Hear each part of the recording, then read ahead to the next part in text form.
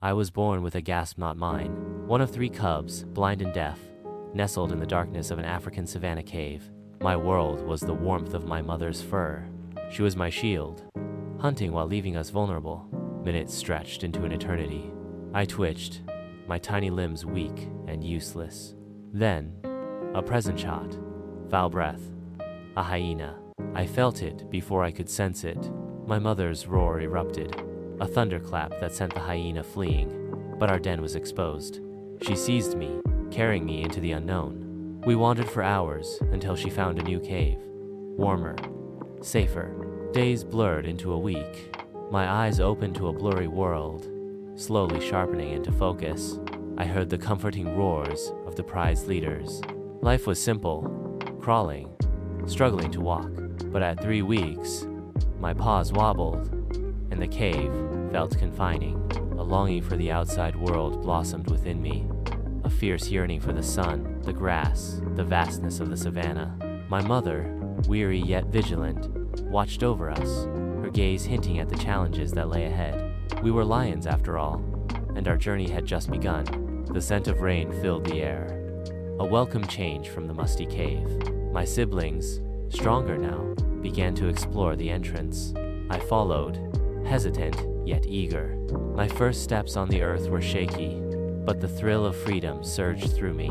I saw the sun, a blazing orb in the sky, unlike anything I'd ever imagined. The world was breathtaking, dangerous, and utterly captivating. It was a world I was ready to conquer, one paw step at a time, with my mother's love as my compass, and the pride's roar as my song. The young cub, barely 6 weeks old, was nudged from the safety of the cave by its mother, her fur matted with blood and dirt. Stepping into the blinding sunlight, the cub's eyes widened at the sight of a pride of lions, their golden coats stained crimson as they tore into a zebra carcass.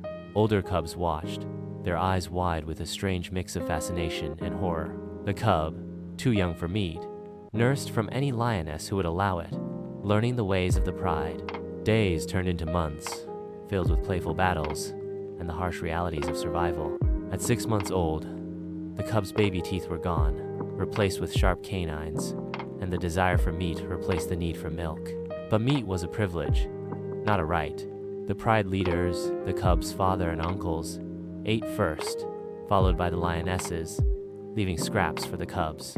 The cub learned to fight for its share, shoving and clawing for scraps. It joined the lionesses on hunts, though it was more of a hindrance than a help. One day, a shadow fell upon the pride. A rival coalition, dark-maned and scarred, appeared on the horizon, their intentions clear. The peaceful days of the pride were over. The air crackled with tension. The cubs huddled closer to their mothers. A low growl rumbled through the pride, a warning, a challenge.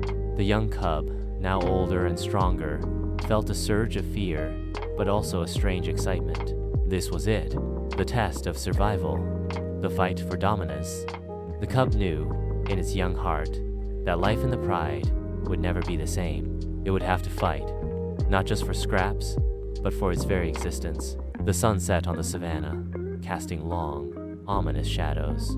The rival coalition advanced, and the battle for survival began. The cub watched, eyes wide with a mixture of fear and anticipation, as his family braced for the coming fight. The roar of the lions echoed across the plains, a symphony of violence and survival. The cub, still young and inexperienced, knew it had to learn quickly. The fight for survival was not just a game. It was a life-or-death struggle. The cub nestled close to its mother, seeking comfort and strength as the fierce battle raged around them. The future was uncertain, but the cub was ready. It would fight. It would survive. It would become a lion. The earth trembled beneath their paws. The fight was swift and brutal. My father and uncle's gods in my eyes were struck down. My mother pushed me, her voice urgent. "Run!" And I did. When the dust settled, they were gone. The new males searched for us. Next, we were a threat. One of my siblings wasn't fast enough. Now, it was just me and a few others, or maybe just 2. We hid, breathless, heartbeats hammering in our ears. The intruders left, taking our mothers with them. They weren't far, probably just patrolling their new territory. This was our chance. We slipped away, alone.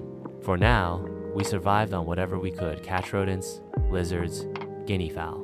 Once, we found a rabbit, and it felt like a feast. But danger was everywhere. Hyenas.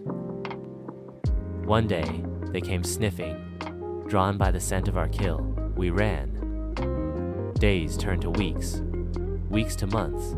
We grew, faster, stronger, smarter, but hunger was always there. Animals followed water. So did we. One day, we found a carcass, a wild boar.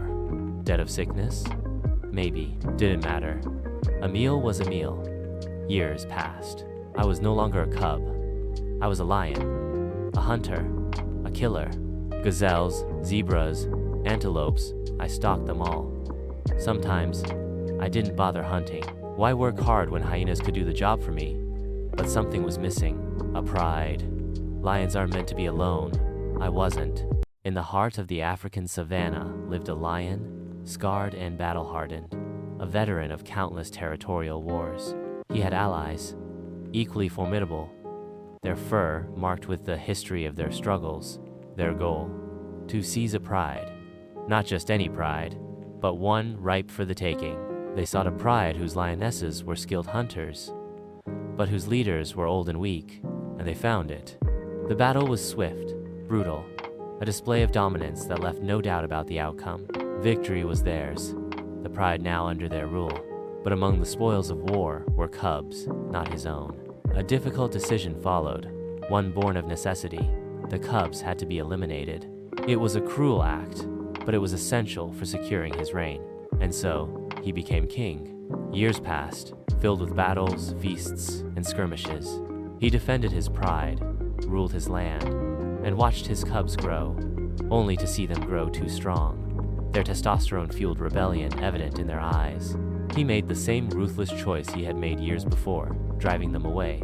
The cycle of life and death continued, mirroring his own rise and fall. At 13, his strength began to wane, his body worn by time and battle. One day, while feasting, he saw them, younger males, stronger, hungrier. They challenged him. Despite his valiant fight, he was overwhelmed, his allies falling, his shoulder torn. Yet, they showed mercy, letting him go. His reign was over, his pride lost. Hunting alone was a struggle. His old age slowed him, the prey too fast. Days turned into weeks, his hunger growing. One last desperate attempt to hunt a wild boar failed. Hyenas appeared, and he fled. Exhausted and starving, he collapsed under the golden sky, the vast savannah stretching before him, a silent witness to the end of his reign.